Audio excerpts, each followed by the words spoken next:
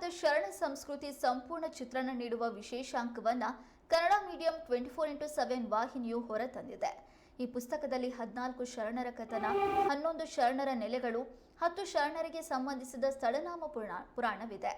ಜೊತೆಗೆ ಕಲ್ಯಾಣ ಕ್ರಾಂತಿಯ ನಂತರ ಕಲ್ಯಾಣದಿಂದ ಉಳಿವಿವರೆಗಿನ ಶರಣರ ಪಯಣ ತಿಳಿಸುವ ಅಪರೂಪದ ಮಾಹಿತಿ ಇದೆ. ಈ ವಿಶೇಷಾಂಕವನ್ನ ಈ ದಿನ ಬಸವ ಕೇಂದ್ರದಲ್ಲಿ ಶ್ರೀ ಡಾಕ್ಟರ್ ಬಸವ ಮಳ್ಳಸಿದ್ದ ಸ್ವಾಮೀಜಿಗಳು ಬಿಡುಗಡೆ ಮಾಡಿದರು.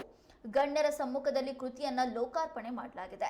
ಕನ್ನಡ ಮೀಡಿಯಂ ವಾಹಿನಿಯ ಪ್ರಧಾನ ಸಂಪಾದಕರಾದ ಹೊನ್ನಾಳಿ ಚಂದ್ರಶೇಖರ್ ಅವರು ಕಾರ್ಯಕ್ರಮದಲ್ಲಿ ಪ್ರಾಸ್ತಾವಿಕವಾಗಿ ವಿಶೇಷಾಂಕದ ಕುರಿತು ಮಾಹಿತಿಯನ್ನ ನೀಡಿದರು.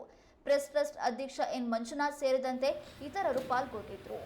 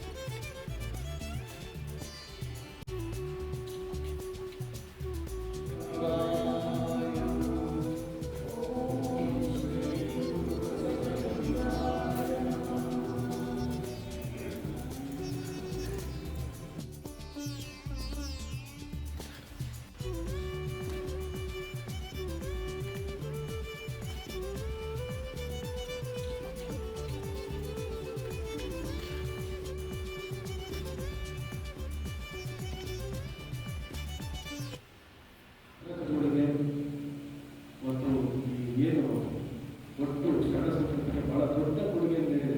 ಬಹಳ ದೊಡ್ಡ ಕೊಡುಗೆ ಅಂತಂದರೆ ಒಟ್ಟಾರೆ ನಾವು ಆ ಶರಣ ಚಳವಳಿಯನ್ನು ನಾವು ನೋಡಿದ್ರೆ ದೊಡ್ಡ ಪಾಲು ಶಿವಮೊಗ್ಗದಾಗಿದೆ. ಆದರೆ ಶಿವಮೊಗ್ಗದಲ್ಲಿ ಇದ್ದಂಥ ಶಿವಮೊಗ್ಗದ ನಂತಕ್ಕಂಥ ಶರಣರ ಪರಿಚಯ ಚರಿತ್ರೆ ಏನು ನಮಗೆ ಬೇಕಾಗಿತ್ತು ಸಮಗ್ರವಾಗಿ ಸಿಗ್ತಾ ಅಂತೇಳಿ ಅನ್ನಿಸ್ತಾ ಇದೆ. ಈಗ ಆ ಥರದ ಪ್ರಯತ್ನ ಇದೇ ಮೊದಲು ಹೇಳ್ತಾರೆ, ಪ್ರಯತ್ನ ಆಗಿದೆ. ಶಿವಮೊಗ್ಗದ ಶರಣರ ಬಗ್ಗೆ ಬರೆಯುವಂಥ, ಸಂಶೋಧನೆ ಮಾಡುವಂಥ, ಶರಣರ ನೆಲೆಗಳ ಬಗ್ಗೆ ಕೃತಿಗಳನ್ನು ರಚಿಸುವಂಥ ಹಲವು ಸಂಶೋಧನಾ ಕಾರ್ಯಗಳಾಗಿದೆ. ಆದರೆ ಸಮಗ್ರವಾಗಿ ಒತ್ತಡ ಸಿಗಬೇಕು ಅಂತೇಳಿ ಸುಮಾರು ಜನರ ಯೋಚನೆ. ಬಸವ ಜಯಂತಿಗೆ ಮಾಡಬೇಕು ಅಂತ ನನಗೆ ಅನಿಸಿದ್ದು ಬಹಳ ತಡವಾಗಿದೆ. 10ನೇ ತಾರೀಕು ಬಸವ ಜಯಂತಿ ಸುಮಾರು ಒಂದು ಮುಂಚೆ ಇದನ್ನ ಭಾರತದ ಸ್ಥಳಕ್ಕೆ ಕೆಲಸವನ್ನು ಮಾಡಬಹುದಾಗಿರುವಾಗ ಅಂತೇಳಿ ಗುರುಗಳ ಇತರ ಕಾರ್ಯಕ್ರಮ ಮಾಡಿದ್ರು ಅಂತೇಳಿ ಶಿವಮೊಗ್ಗ ಶರಣರ ಬಗ್ಗೆ, ಶಿವಮೊಗ್ಗ ನಂತಕ್ಕಂಥ ಶರಣರ ಬಗ್ಗೆ ಹೇಳಲಾಗಬೇಕು. ಶಿವಮೊಗ್ಗದ ಶರಣರು ಅವರು ಪುರುಷರನ್ನು ಉಳಿಸಿಕೊಂಡಂಥ ಜಾಗಗಳ ಬಗ್ಗೆ ಒಂದು ಪರಿಚಯ ಆಗಬೇಕು ಮತ್ತು ಸ್ಥಳನಾಮಗಳ ಬಗ್ಗೆ ಒಂದು ಆಗಬೇಕು ಅಂತ ಹೇಳಿ ಒಂದು ರೂಪರೇಷೆಯಿಂದ ಚರ್ಚೆ ಮಾಡಬೇಕು. ಗುರುಗಳು ಬಹಳ ಸಂತೋಷಪಟ್ಟು ಕೆಲಸ ಆಗಬೇಕು ಅಂತ ಮಾಡಬೇಕಾಗುತ್ತೆ. ಸಮಗ್ರವಾಗಿ ಒಂದು ಸಿಕ್ಕಂಥ ಕೆಲಸ ಆಗಬೇಕು. ಖಂಡಿತವಾಗಲೂ ನಮ್ಮ ಸಮುದಾಯಕ್ಕೆ ಅದನ್ನು ಮುಂದುವರಿಸಿ ಮಾಡಿ ಅಂತ ಆಶೀರ್ವಾದ ಮಾಡಿ ಆಗ ನಾನು ಶುರು ಮಾಡಿದ ಜೊತೆಗೆ ಕೆಲವು ಸಣ್ಣ ಆಚರಣೆಗಳನ್ನು ಸಹ ಮುಗಿಸಿದ್ರು. ನಂತರ ಶಿವಮೊಗ್ಗದ ಶರಣ ಸಂಸ್ಕೃತಿ ಸಂಪೂರ್ಣ ಚಿತ್ರಣ ನೀಡುವ ವಿಶೇಷಾಂಕವನ್ನ ಕನ್ನಡ ಮೀಡಿಯಂ 24x7 ವಾಹಿನಿಯು ಹೊರತಂದಿದೆ.